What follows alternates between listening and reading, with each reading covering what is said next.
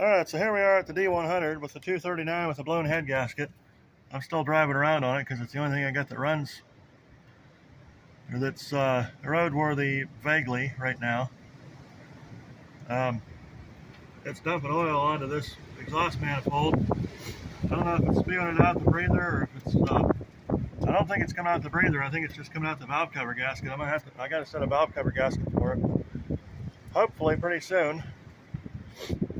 By the way, yeah, GM intake air temp sensor. I know that's probably not the best place to put it, but that's where it just goes. That's on the Speeduino controller on this thing. I just hacked it into the factory wiring. And that's a 96 or a 95 Dakota air cleaner.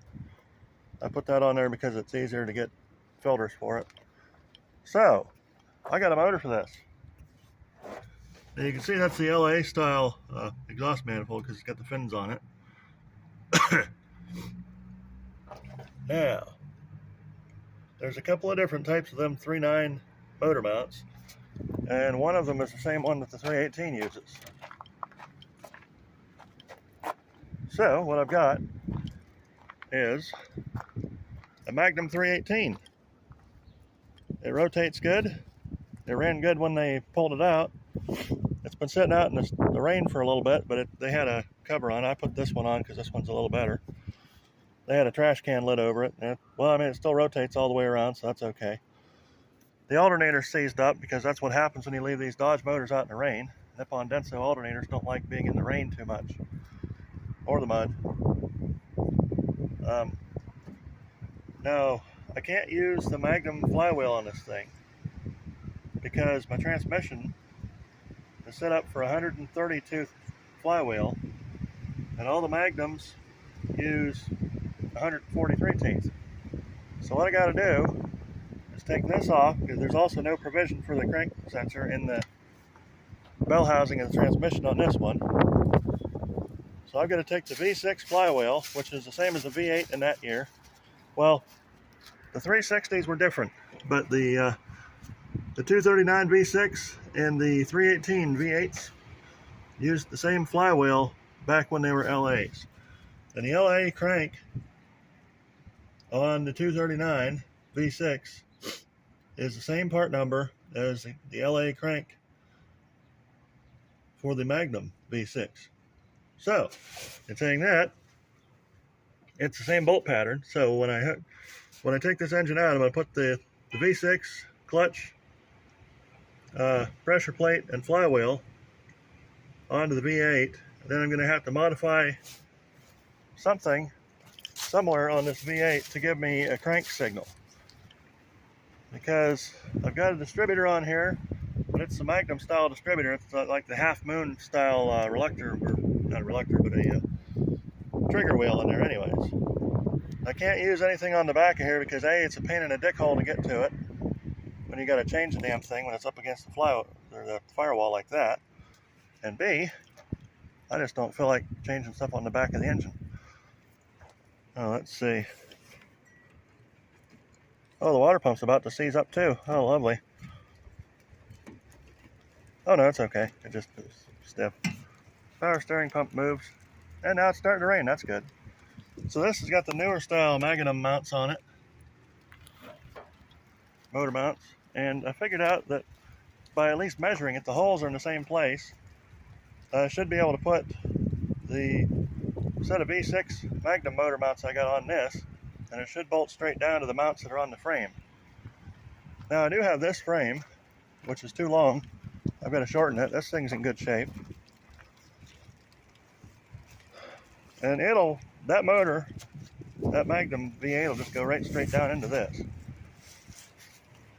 But I'm saving that for last because I want to get all these bushings and stuff done before I stick the truck on it, because it's a lot less difficult to fix it when the truck is not on it.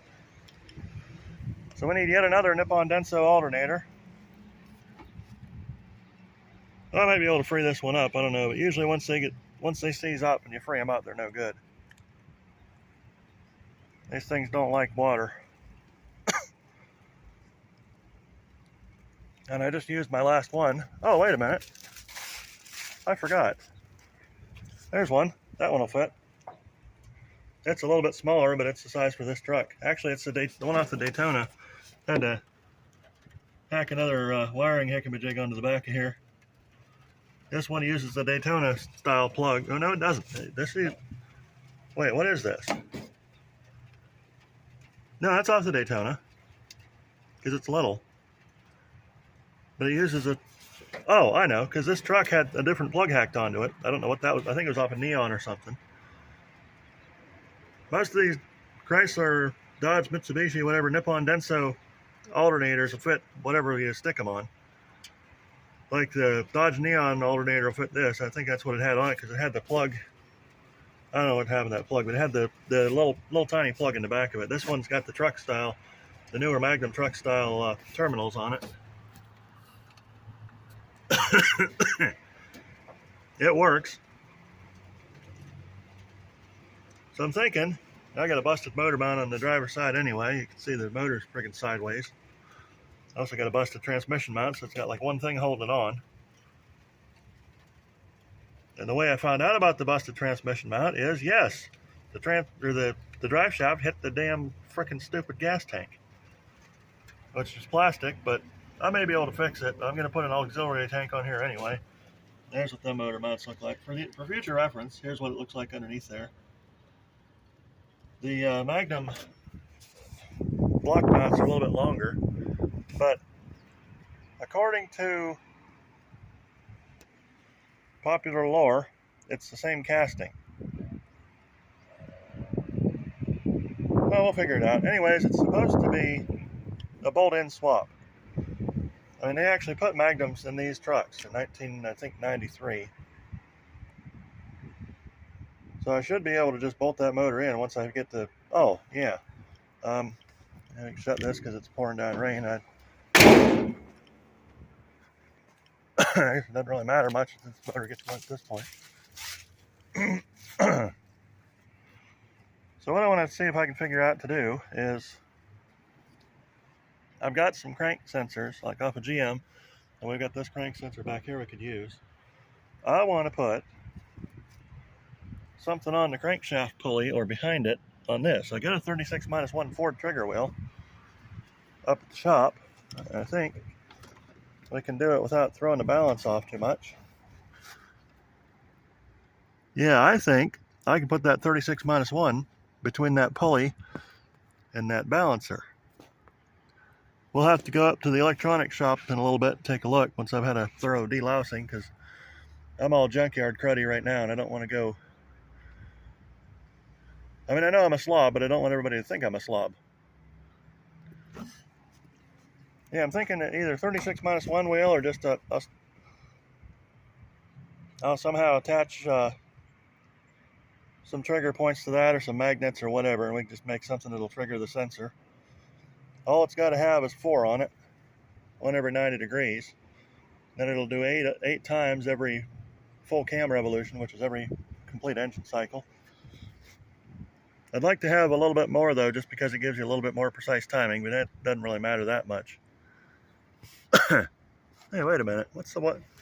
I thought the water pump was behind this giant stupid bracket. Oh, this giant stupid bracket's different. A little bit. Huh. Oh, this bracket's different, and that bracket's different too. It must be because it's a 2000 model. It's a newer one. Yeah, newer. Well, anything that's made after 1995 is new to me.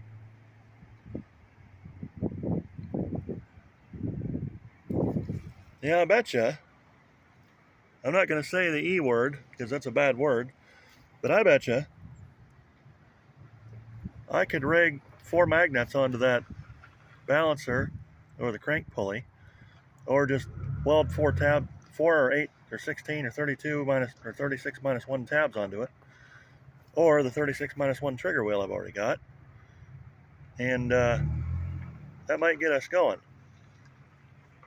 I'll have to check it out. I'll have to see what the Speeduino wants in terms of positioning for that wheel, but yeah, we'll see. All right, well, I'll see you later.